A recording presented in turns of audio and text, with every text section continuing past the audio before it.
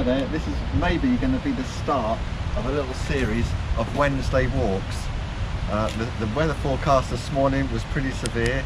Out at sea there was huge waves, and the actual weather forecast was very windy on the mountains as well. So rather than our original plan of going up to Coch and maybe walking around some of the Moylwynns, we thought we'd better sort of rein things in. We decided to come for an inland walk here at Ganllwyd. We're at the Dolmelynllyn estate here. It's owned by the National Trust. It's easily accessible off the main road. The great thing about coming here today is that although it's raining, it's very sheltered because there's a big waterfall here. Hopefully that'll be looking its best as well. So let's carry on. There's a variety of routes here. You can do anything from an hour and a quarter up to about 4 hours. So let's go and explore.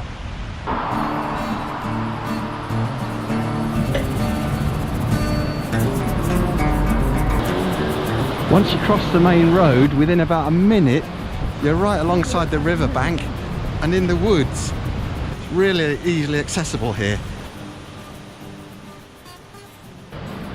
After a couple of minutes, branch off the road, turn left and follow the sign labelled Rhaeadr.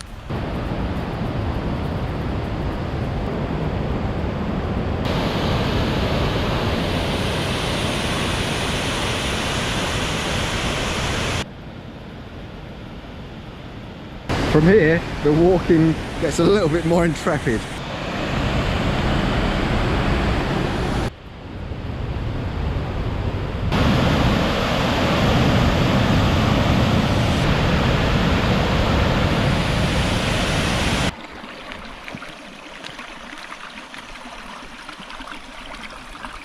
So we've now turned off the Rhaeadr Ddu walk, and I think we're on the green walk now, which is the gold mine walk. A bit more out in the countryside, and it's still raining and we're getting wetter and wetter. It's not as bad as if we were up Coch though.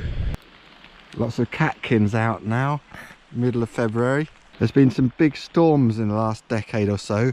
I think the last one was something about like last April, or April before last. You can see this big tree down here.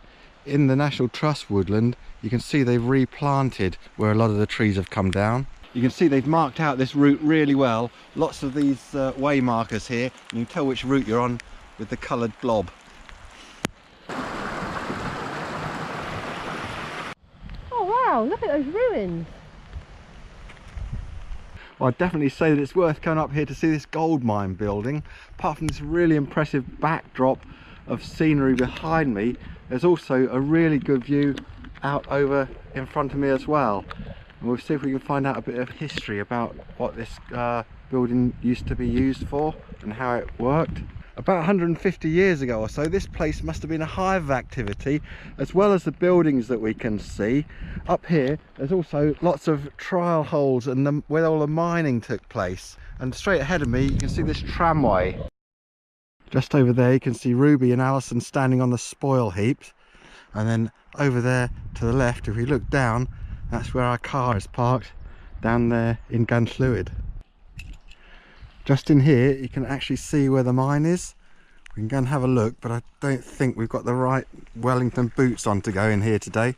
Well, we can see down the tunnel here. Unfortunately, at the end it's been gated off so that nobody can get in there at the moment. Now this is an interesting building. The walls are about 600mm thick and it's only about 5 foot square inside. Love to know what it used to be. We're going to go down the hill now. We're going to carry on following the green route, and then that'll lead up to the intersection where we can have a choice of taking the right route, the red route down to the right, or we go straight ahead and then join on the blue route which we originally came up on. I think we'll go down there, turn right and take the red route back down to Ganllwyd. To make them more accessible for everyone. So we can see we're down at the bottom now. There's the start of the red route to the right, and straight ahead of us is where we came up on the blue route from the waterfall. Oh well, at least we remembered the flask. Unfortunately, we didn't remember any chews or dog biscuits for Ruby. Never mind, Ruby. Well, we're getting to the end of the walk now, but there's one more thing. The ornamental lake is coming up. So let's go and see what that has got in store for us. Well, that's a surprise. There's the ornamental lake down there.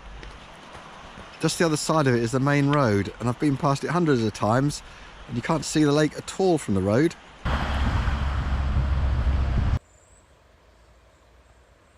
Here's an interesting thing over here behind me. If you look at these, there's all these little holes in the wall here, and they were built to keep bees in. They used to, it's like before about the sort of 19th century when they invented wooden beehives. Well, here they were made out of coiled up straw, and that's where the bees used to live. Glad it's not the summer or I might get stung here. So the walk's nearly at an end now. We've just gone past that big house and past the beehives. We've got back on the blue trail now, and we're walking down the hill through the woods back to the car park. Now you see little Alison's face looking a bit scared. It's because up ahead of us there's Highland cattle right in the middle of the path, and it's got a calf with it as well, so you have to be a bit careful here. Right, we'll take it nice and easy now, Rube. Don't want one of these butting me with those horns. I'm a bit happier now I'm on this side of the fence. Well, that's the end of our first walk on a Wednesday. Hope you enjoyed that. If you want to come along and join us, just leave a comment below. And if you thought it was good, please give us a like on YouTube. Thanks very much for watching. That's bye-bye from me, Andy, Ruby and Alison.